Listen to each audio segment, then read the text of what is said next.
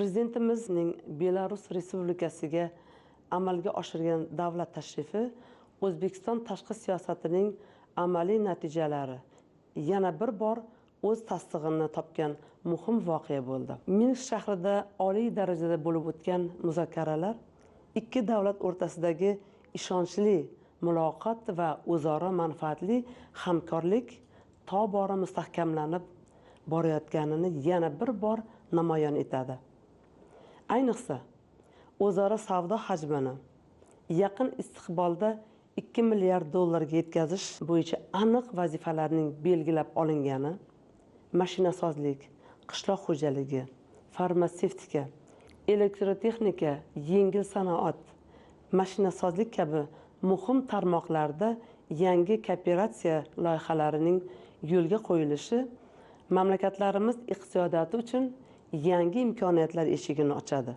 Quvonarlisi, hamkorlik faqat iqtisodiy sohalar bilan cheklanib qolmayapti.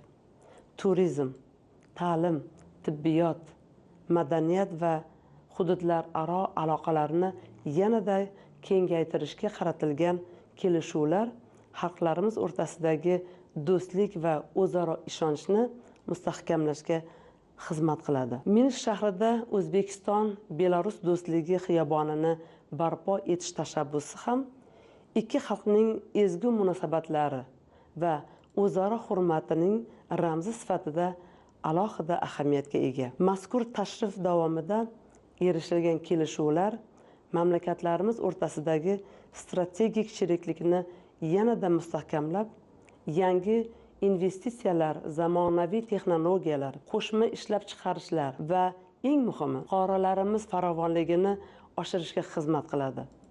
Prezidentimiz Shavkat Mirziyoyev rahbarligida olib borilayotgan ochiq, pragmatik va tinchlikparvar tashqi siyosat bugun O'zbekistonning xalqaro maydondagi nufuzini yuksaltirish, ishonchli sheriklar doirasini kengaytirish hamda xalqimiz manfaatlarini ta'minlashga xizmat qilayotgani bilan alohida ahamiyat kasb etmoqda.